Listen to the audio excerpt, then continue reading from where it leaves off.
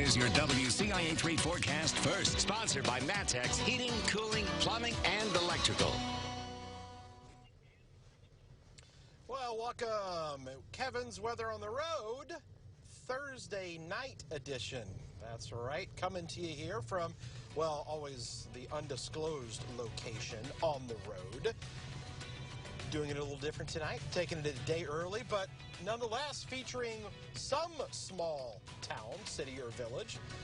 We don't like to give it away here in the first little bit of the show, so you have to check back in and see exactly where we are located coming up. I will tell you this, the weather is beautiful, and what a beautiful area here. Maybe you recognize some of this here.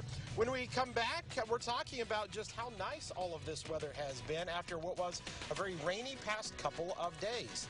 Things are nice and calm right now, but we've got some more rain that is in store this upcoming weekend, which we're going to highlight on coming up. So stick around as Kevin's Weather on the Road continues. WCIA 3 News starts right now. You're watching your local news leader.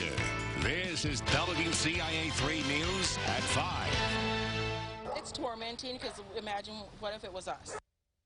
A horrible scene neighbors watched as firefighters pulled 4 people from a burning home in Champaign. Good evening. I'm Jennifer Roscoe. Paul is off tonight. It happened this morning near the corner of Beardsley and Prospect Avenue. All of the victims were taken to the hospital in critical condition. Crews rushed in to hose down the fire and rescue the 4 people. There was a ladder leading to the second story. Smoke was coming from the back of the home. The victims were put on stretchers and into an ambulance. Our news crew on scene confirmed one of them was a child, and a neighbor we talked to says one of the other victims was too. Her face was all burnt, black, and horrible. They were doing CPR on her, and then the mom came out. The state fire marshal was there investigating. They are still trying to determine the cause.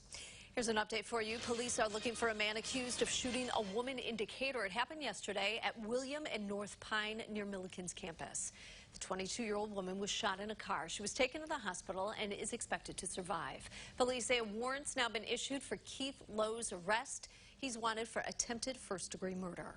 Champaign police are investigating shots fired. It happened this afternoon near Edgebrook and Kyler Drive. When police got there, they found a car window shot out and bullet holes in an apartment building.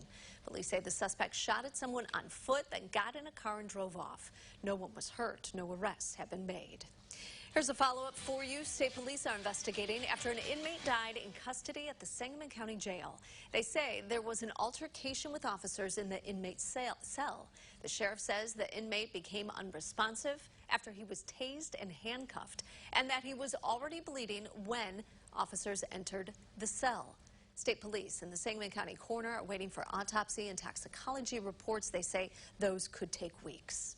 In Indiana, a man arrested for kidnapping, beating, and sexually assaulting a 9-year-old is now being investigated for the murder of 2 girls in DELPHI, Indiana. 42-year-old James Chadwell was arrested last week for attempted murder. A sheriff says Chadwell has been on their radar in the DELPHI case, and they're now looking into him. The 2 girls disappeared while hiking in 2017. Their bodies were found the next day.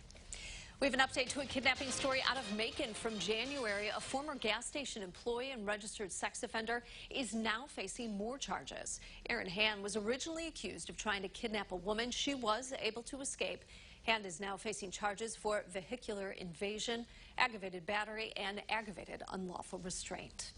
Lawmakers are considering lifting a ban on gambling on in-state colleges and universities, but the U of I's athletic director isn't on board. WCIA 3's Jane Kim live in our newsroom. Jane, Josh Whitman talked to a House Executive Committee about this yesterday. So tell us, why is he against the idea? Jennifer, Whitman says it's about protecting the mental health and well-being of student athletes. During a Zoom meeting with the committee, he said social media comments made in direct connection to gambling losses were abusive and threatening. He says that if someone loses $100, $500, or even $1,000, the people betting may turn harsher. And by allowing people in our state to bet on our own student athletes, we're only opening the door and inviting people to have those intense, threatening, abusive interactions with our student athletes. Those in favor of sports betting says they are not allowing it reduces a, quote, robust market. They say that as a compromise, there should be a procedure in place for student athletes who feel harassed or affected by a sports bet. A university could suspend someone's ability to wager on that university's team. Whitman says he wants Illinois to remain at the forefront in protecting student athletes from negative interaction when it comes to sports gambling. In the newsroom, Jane Kim, WCIA 3, your local news leader. Jane, thank you so much. Also, out of the U of I, the school planning on dropping its COVID testing requirements for those who've been vaccinated. The chancellor says the new policy will start by the beginning of the fall semester, if not earlier. He also says if you're not vaccinated, testing will continue to, you'll have to keep getting tested to go inside campus buildings. So far, the U of I isn't mandating students be vaccinated. Administrators say that would be up to the State Department of Health. Here's a look at today's COVID numbers statewide. 31% of the state is now fully vaccinated. A total of 9.1 million shots have been given. 107,000 plus were given yesterday. The daily average is around 97,000 doses. The state is reporting more than 3,300 new cases. 38 more people have died. The 7-day positivity rate is now down to 4%. The Urbana Sweet Corn Festival, like so much else, had to be canceled last year because of the pandemic. This summer, more and more events are getting the green light. But this particular festival may not happen again. WCIA 3's Jamie Mays is with us. So, Jamie, what is stopping this highlight for a lot of people from moving forward? Jennifer, the city is hoping to continue the tradition, but if the festival happens, it will look different this year. The Urbana Business Association had to close their doors after 15 years of business. The director says the pandemic impacted funding. The UBA helped put on the Sweet Corn Festival each year, and because of the pandemic, the city says this year the festival won't happen in its traditional format. Riggs Beer Company says they have been a part of the Sweet Corn Festival since 2016. The co-owner says the festival isn't a huge part of their business, but it is important for exposure. It is a big festival / marketing opportunity for people who don't know about us, you know, not necessarily people in Urbana, but people in the wider community that come to Urbana for the Sweet Corn Festival. We're not going to be able to see those people and introduce them to the brand.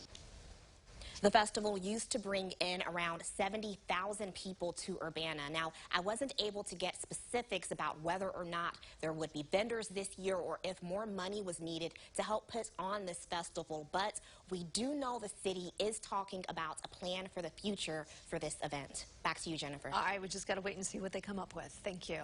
Now, the Urbana Business Association posted this statement on Facebook. It says in part, quote, "It's been an honor and pleasure serving the community, and we wish all of you the very best of luck in the future."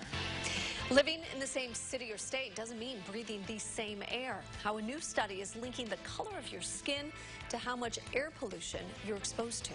Plus this. And it really highlights the importance of being able to socialize with individuals. The pandemic has made it hard to maintain relationships. The impact this is having on the opioid crisis in Illinois.